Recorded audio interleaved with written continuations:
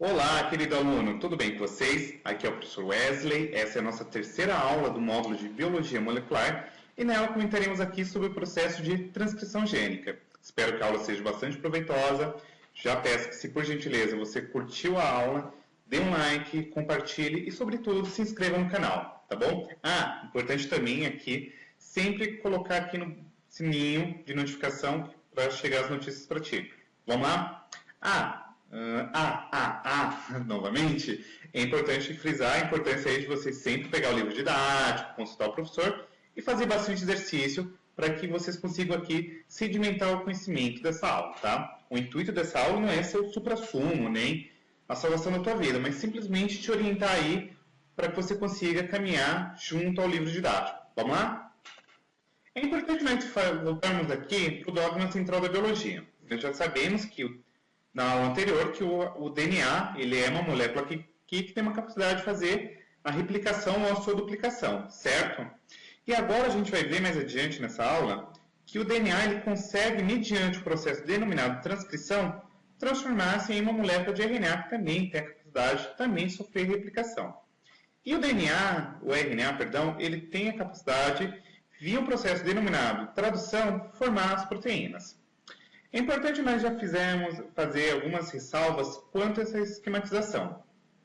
Sabe-se aqui que existe uma enzima chamada transcriptase reversa, que é presente aí em alguns retrosvírus, que faz com que o RNA se transforme em DNA.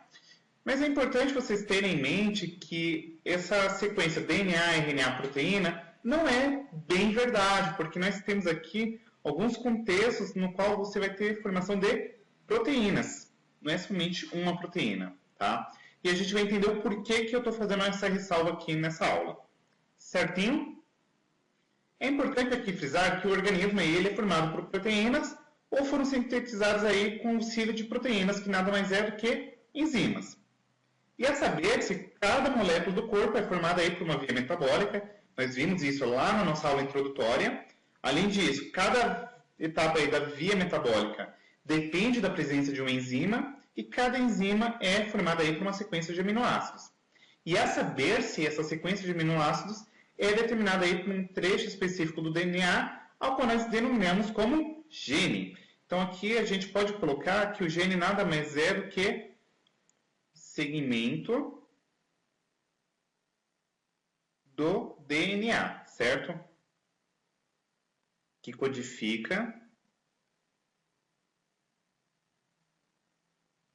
uma proteína.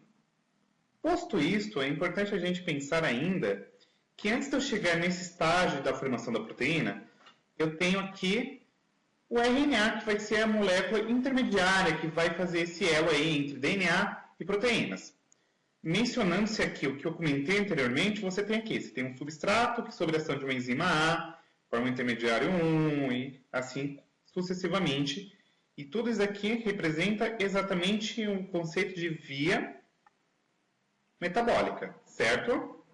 Então, um exemplo clássico que a gente poderia utilizar aqui, para exemplificar isso aqui, seria o processo da glicólise, que é o processo ao qual você degrada a molécula de açúcar em duas moléculas de piruvato, certinho?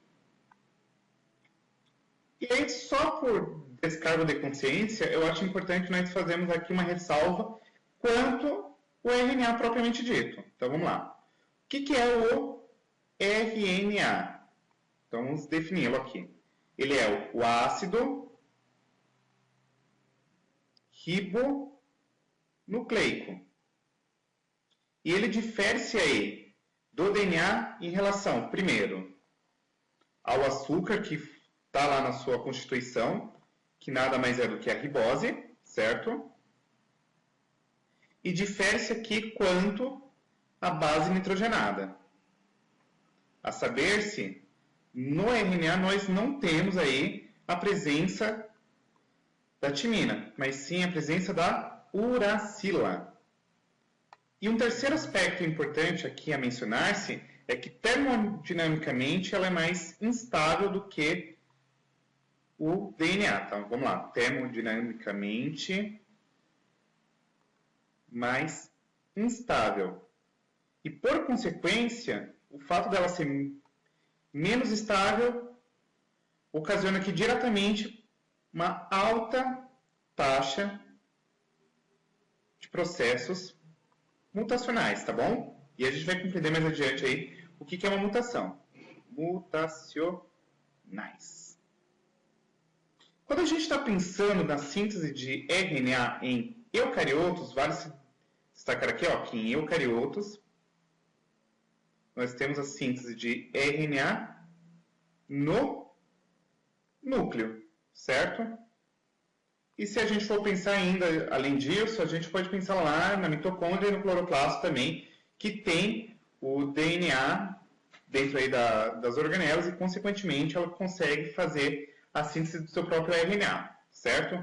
E quando a gente pensa aqui nos procariotos, então, vamos pontuar aqui procariotos, isso daqui acontece lá no citoplasma, em decorrência de não haver aí um envoltório nuclear. Certinho? Peço desculpa aqui pela letra, espero que vocês consigam compreender o que eu escrevi.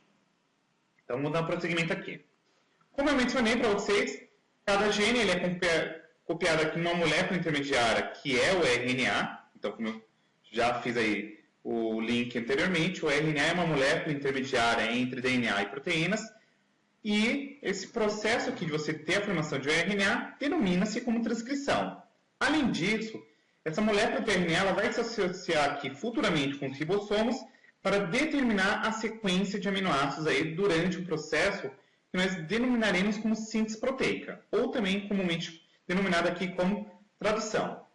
Aí eu acho que é bacana a gente ainda pontuar que quando a gente fala de RNA, nós temos algumas classes de RNA aí principais nos exames vestibulares.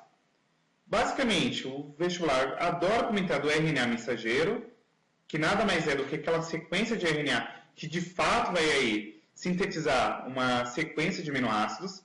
Nós temos a sequência também aqui de RNA transportador, que tem a função de levar os aminoácidos lá no ribossomo para que aconteça de fato aí o processo de tradução. E nós temos aqui o RNA ribossômico, que é justamente um RNA que vai ser importantíssimo aqui para formar as subunidades proteicas aí que constitui o ribossomo. Mas não menos importante, eu acho que é importante ainda vocês saberem que existem dois RNAs aqui de importância significativa, que é o RNA de interferência e o RNA nuclear pequeno.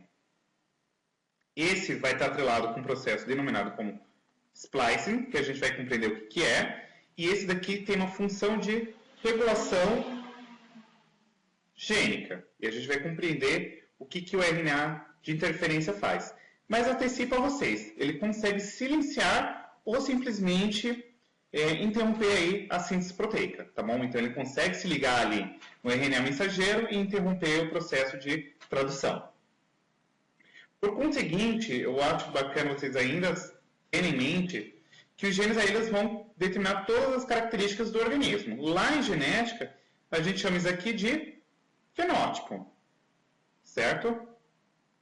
E os genes ele estaria atrelado aqui com o genótipo. E aí a gente volta novamente lá naquela tríade lá, DNA, RNA, proteínas. Aí, além disso, a gente pode mencionar aqui que tem um processo de retrotranscrição, ou seja, você pega a molécula de RNA e a transforma em uma molécula de DNA. Isso daqui muito bem descrito aí no caso de retrovírus. E aí a gente chega aí no dogma central da biologia, que parte aí dessa premissa, DNA, RNA, proteínas. Como que se dá aí o início da transcrição propriamente dito? A transcrição ela inicia-se aqui num ponto específico da sequência de DNA, a qual nós denominamos como origem de transcrição, ou pontos de início de transcrição, que nada mais é do que uma região comumente chamada como região promotora. A saber se essa região promotora ela vai sinalizar com que a enzima RNA polimerase se ligue ali e comece o início da transcrição. Então, consequentemente, para que a gente consiga aí fazer esse processo, eu também preciso de algumas proteínas especiais, a qual nós denominamos como fatores de transcrição. Então, vamos lá, pegando aqui a exemplificação. A região promotora é uma região a qual essas proteínas especiais, ou denominados fatores de transcrição, reconhecem e simplesmente vão servir como sinalizadoras para que aí a gente consiga iniciar o processo de transcrição propriamente dito, tá? Além disso, a gente vai detalhar aqui bem resumidamente como que é a transcrição e depois a gente vai afunilando aqui passo a passo. Como que se dá esse processo? Quem vai iniciar a transcrição, de fato, aqui é a enzima denominada como RNA polimerase. Como eu mencionei a vocês, ela precisa se ligar numa região específica aqui, que nós denominamos como região promotora, certo? Seguido agora desse processo de transcrição propriamente dito. Então, consequentemente, a RNA polimerase ela só vai conseguir transcrever aqui trechos de DNA que sejam genes, ou seja, regiões aí que de fato tenham uma informação que precisa ser decodificada. E aí vem a pergunta, como que a RNA polimerase consegue identificar aí quem são os genes? Como eu mencionei a vocês, nós temos aqui uma sequência que geralmente ela está um pouquinho antes, então ela está aí cerca de centenas ou milhares de pares de bases antes da região com gene, que a gente chama de região promotora. E aí, a RNA polimerase, ela se liga ao promotor e começa aqui um processo de desenrolamento do DNA. A RNA polimerase se liga aqui ao promotor e vai abrir a dupla hélice aí no processo que a gente vai denominar como transcrição.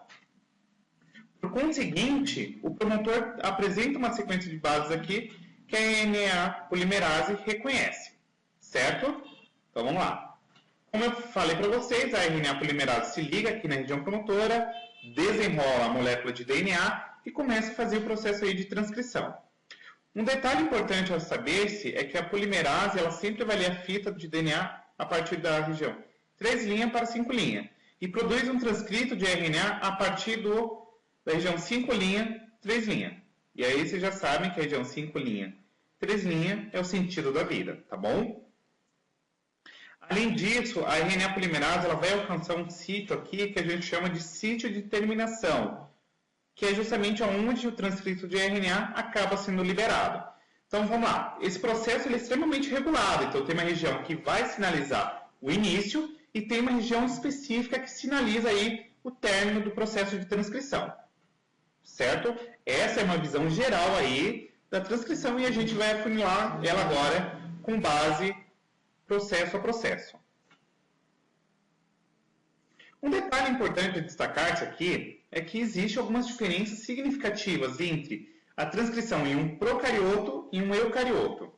Em um procarioto, um exemplo clássico aí, bactérias, um único promotor, ele controla a transcrição de mais de um gene. Então, nesse sentido, quando a gente estiver falando aqui de um promotor que controla a transcrição de vários genes, nós teremos aqui um caso de uma coisa denominada como óperon. E aí você pode ter um exemplo bastante clássico, caso vocês queiram pesquisar mais adiante, que é o óperon-like, que é um promotor que está atrelado aí com a transcrição de genes associados com a lactose, tá? E aí o que acontece? O RNA mensageiro de um procarioto carrega consigo a informação de mais de um genes. E dessa maneira a tradução do RNA mensageiro de procariotos irá produzir mais de uma proteína diferente. Exemplificando isso a vocês, seria quase que equivalente ao seguinte, ó. Você tem aqui o RNA procarioto, e esse RNA procarioto ele tem uma sequência alfa, beta e gama,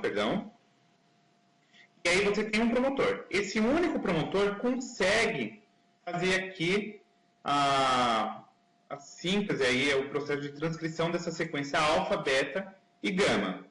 E aí nós temos algumas regiões não codificantes também.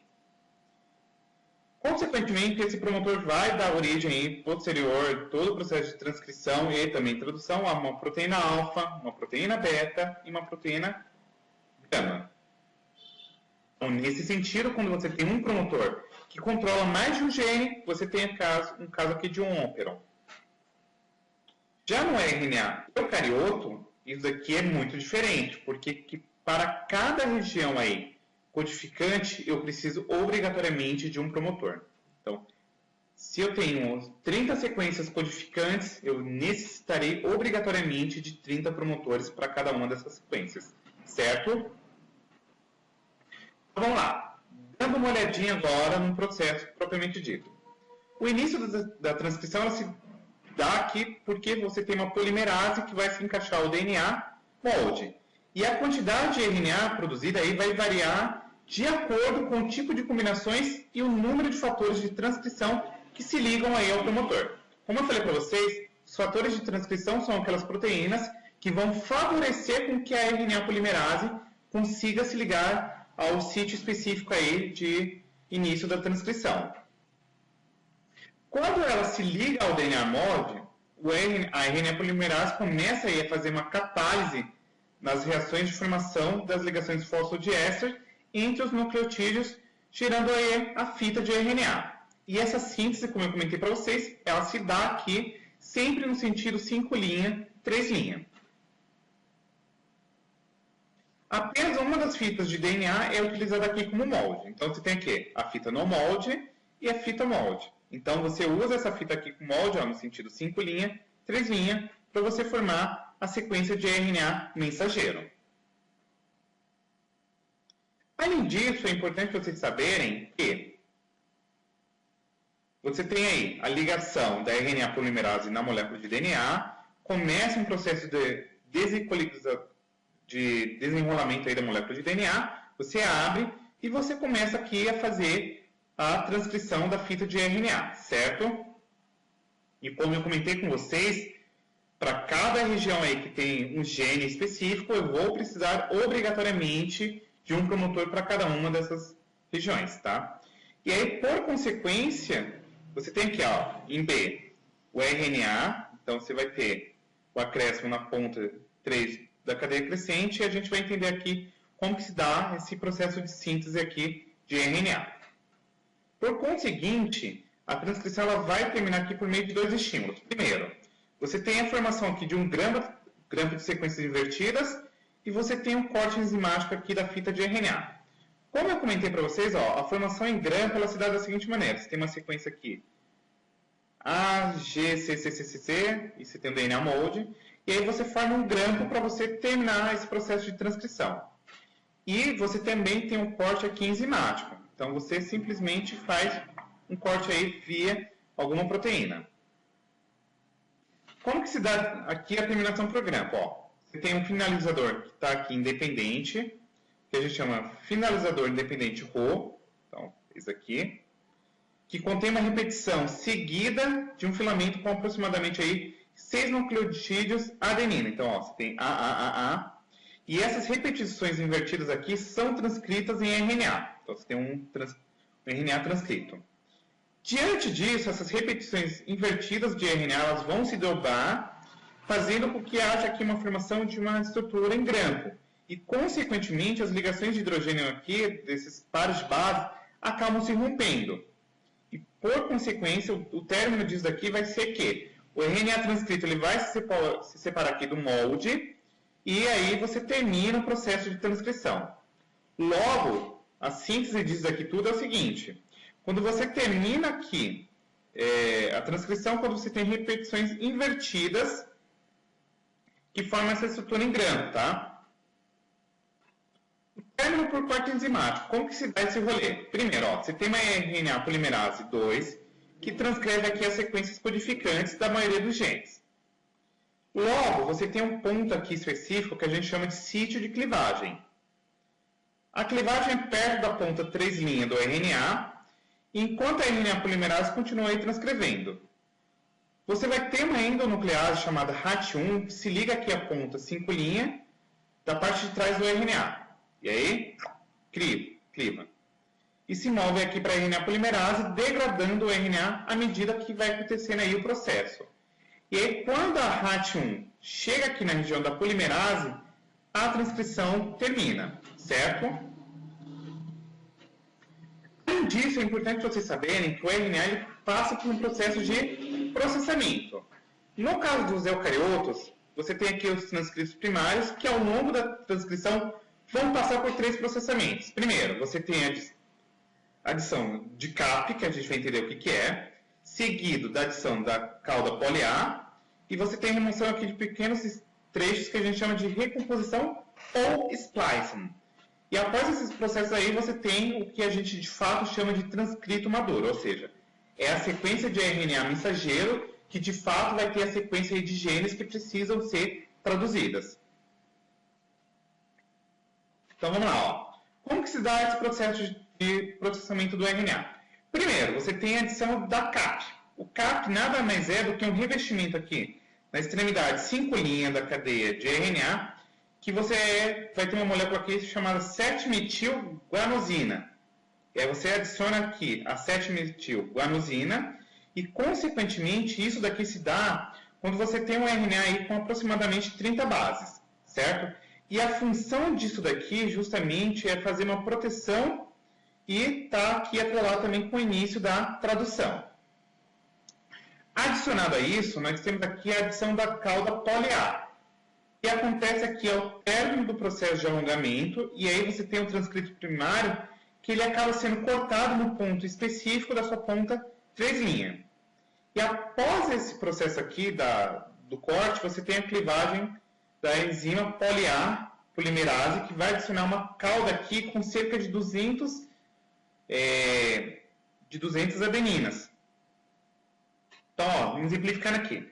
Você tem um DNA, ele é transcrito, você tem uma região aqui que a gente chama de região de consenso, e aí na região 3' você tem um ponto de clivagem, você quebra ali bonitinho, e você acaba adicionando uma cauda poli-A, que seria aí aproximadamente 200 adeninas. Você só coloca aí 200 sequências de adenina, tá bom? E o processo de splicing nada mais é do que agora você fazer a retirada de regiões aí que não são codificantes. Como assim, Wesley?